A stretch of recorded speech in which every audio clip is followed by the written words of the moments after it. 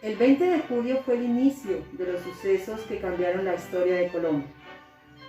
La historia nos dice que todo comenzó con un florero.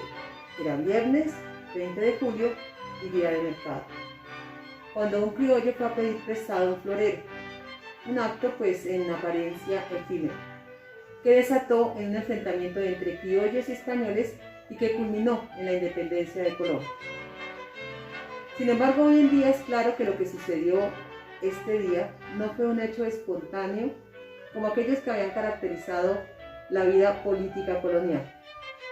Fue la consecuencia de varias circunstancias que sucedieron en cascada y desembocaron en una rebelión del pueblo. Los criollos tenían razones de fondo, que el 20 de julio se convirtieron en la gota que rebosó la copa. En las juntas realizadas entre 1808 y 1810, a pesar de que los criollos fueron invitados, la representación era mínima. Entre 36 peninsulares había 9 americanos. Esto hizo que los criollos por primera vez pensaran en la posibilidad de acatar un Estado-nación. Otro suceso fue el arresto el 10 de agosto de 1809 del presidente de la Audiencia de Quito, el conde Ruiz de Castillo, y sus ministros, que fueron sustituidos por la Junta Suprema de Gobierno integrada por la élite criolla quiteña. Otra de las causas fueron los motines de Cartagena del 22 de mayo de 1810 y los de Socorro el 9 de julio del mismo año. En consecuencia, se creó la Junta de Notables, integrada por autoridades civiles e intelectuales criollos. Los principales personeros de la oligarquía criolla que conformaban la Junta fueron don José Miguel Pey, Camilo Torres, José Acevedo y Gómez, Joaquín Camacho, Jorge Tadeo Lozano y Antonio Morales, entre otros. Comenzaron a realizar reuniones sucesivas en las casas de los integrantes y luego en el Observatorio Astronómico, cuyo director era Francisco José de Caldas. En estas reuniones empezaron a pensar en la táctica política que consistía en provocar una limitada y transitoria perturbación de orden público y así aprovechar para tomar el poder español. La Junta de Notables propuso promover un incidente con los españoles a fin de crear una situación conflictiva que diera salida al descontento potencial que existía en Santa Fe contra la audiencia española.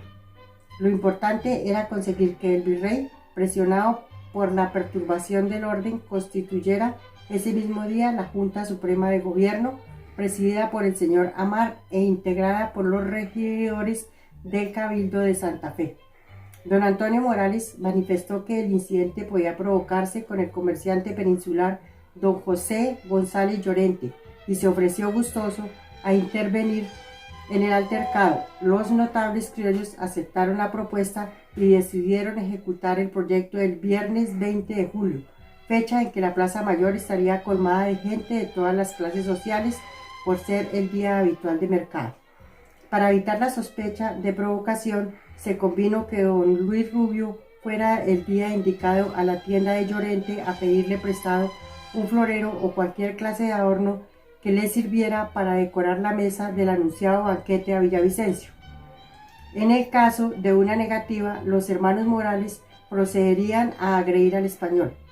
Al fin de garantizar el éxito del plan, si Llorente entregaba el florero o se negaba de manera cortés, se acordó que don Francisco José de Caldas pasara a la misma hora por frente al almacén de Llorente y le saludara, lo cual daría oportunidad a Morales para reprenderlo por dirigir la palabra a un chapetón, enemigo de los americanos, y dar así comienzo al incidente. Llegó el día indicado, 20 de julio de 1810. Eran las 11 de la mañana y la Plaza Mayor estaba colmada por una heterogénea concurrencia, compuesta de tratantes y bimbaderos, indios de los resguardos de la sabana y gente de todas las clases sociales de la capital. Poco antes de las 12 del día, como estaba previsto, se presentó don Luis de Rubio en el almacén de Llorente y después de hablarle del anuncio banquete a Villavicencio, le pidió prestado el florero para adornar la mesa. Llorente se negó a facilitar el florero, pero su negativa no fue dada en términos despectivos o groseros, Se limitó a explicar diciendo que había prestado la pieza varias veces y ésta se estaba maltratando y por lo tanto perdiendo su valor. Entonces intervino Caldas, quien pasó por frente del almacén y saludó a Llorente, lo que permitió a don Antonio Morales, como estaba acordado, tomar la iniciativa y formular duras críticas hacia Llorente. Morales y sus compañeros comenzaron entonces a gritar que el comerciante español había dicho a Rubio malas palabras contra Villavicencio, y los americanos, afirmación que Llorente negó categóricamente. Mientras tanto, los principales conjurados se dispersaron por la plaza gritando: están insultando a los americanos, queremos junta, viva el cabildo, abajo el mal gobierno, mueran los bonapartistas. La ira se tomó el sentir del pueblo. Indios, blancos, patricios, plebeyos, ricos y pobres empezaron a romper a pedradas las vidrieras y a forzar las puertas. El virrey don Antonio Amar y Borbón desde su palacio observaba con alarma la situación que se escapaba de sus manos. La guardia, que era por cierto muy escasa, estaba al mando de Baraya, quien rápidamente puso las tropas al servicio de la revolución, a tal punto que los cañones se enfilaron hacia el palacio del virrey. El virrey, muy asustado, aceptó reunir un cabildo extraordinario presidido por los oidores y los miembros del cabildo de Santa Fe. Al final de la tarde se impuso dicha reunión, se procedió a la elección de vocales de los voceros, que fueron haciéndose por admiración desde el balcón de la casa. Desde allí se iban proponiendo nombres de todos los próceres del pueblo, los iban aclamando: Camilo Torres, Luis Caicedo y Flores, Joaquín Gutiérrez, José Miguel Pey, Frutos José Joaquín, Sinforoso Mutis, Miguel Pombo, Luis Fernando Anzola, Pedro Gorot, Andrés Rosillo, Antonio y Francisco Morales, Antonio Baraya. Hacia las 6 de la tarde, José Acevedo y Gómez lanza una arenga que le mereció el título de tribuno del pueblo, invitando a la gente que se mantuviera en pie defendiendo lo que se estaba buscando. La arenga termina con las palabras ya conocidas: si perdéis estos momentos de efervescencia y calor, si dejáis escapar esta ocasión única y feliz, antes de 12 horas estaréis tratados como los insurgentes. ¿Ved los calabozos, los grillos y las cadenas que os esperan? Reunido el cabildo, se procedió a elegir una Junta Suprema de Gobierno, la cual se encargaría del gobierno y se desconocería la autoridad del virrey. Al día siguiente, el virrey fue puesto preso junto con la virreina. El pueblo se llevó al virrey a la gendarmería y a la virreina a la cárcel del divorcio, que era la cárcel de mujeres. Eso no fue bien visto por los miembros de la Suprema Corte de Gobierno y consideraron que era una medida drástica, y por orden de Camilo Torres y otros miembros de la Junta fueron liberados y vueltos a palacio, pero ya estaban destituidos. El 15 de agosto son deportados primero a Cartagena y más tarde a España, acabando así con el virreinato. Una vez instalada la Junta Suprema, durante las horas finales de la tarde, a la noche del 20 de julio y al amanecer del 21 de julio, se redactó el acta que se conoce con el nombre del Acta de la Independencia. En dicha acta se hace mención, entre otras cosas,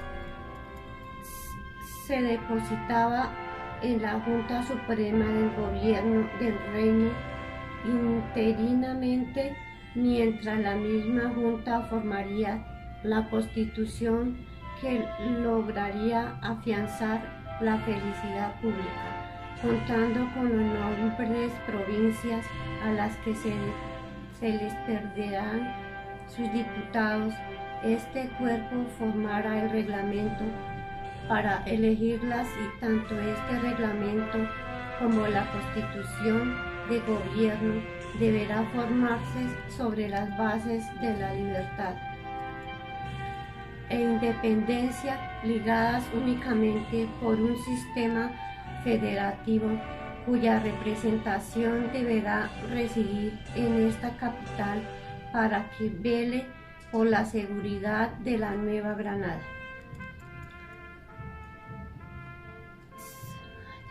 Se le empieza a quitar la autoridad al virrey y se le da a la Junta Suprema, que está compuesta por criollos, mientras se establece una constitución.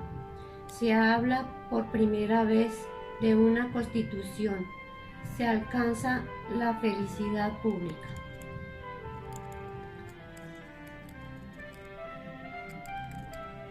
Se involucra a todo el pueblo con diputados representándolos.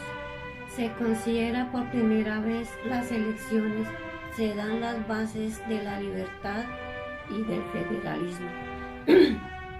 En la acta se dice que protesta no abdicar los derechos imprescriptibles de la soberanía del pueblo en otra persona que la de su augusto y desgraciado monarca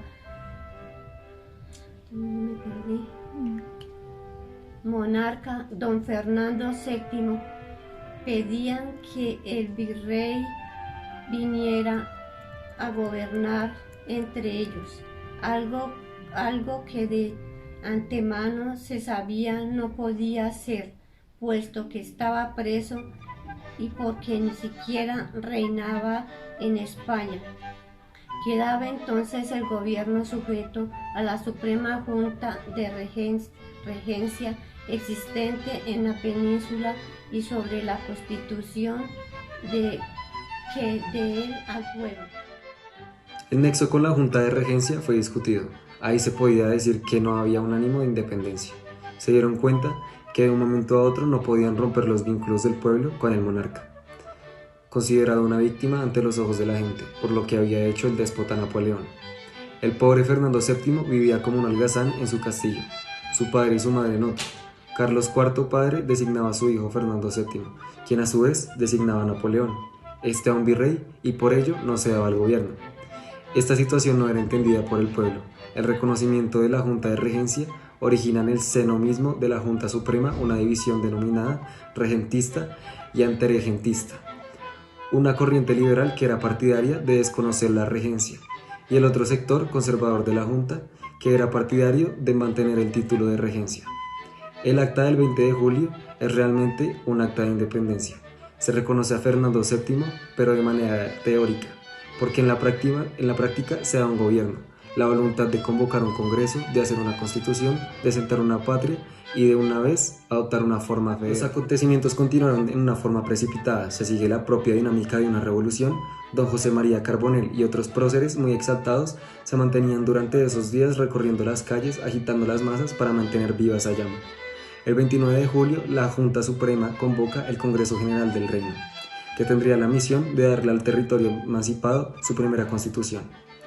El Congreso General del Reino se reunió el 22 de diciembre, prestó el juramento de sostener los derechos del rey Fernando VII contra el usurpador de su corona, Napoleón Bonaparte, y su hermano José, defender la independencia y soberanía de ese reino contra toda opresión exterior.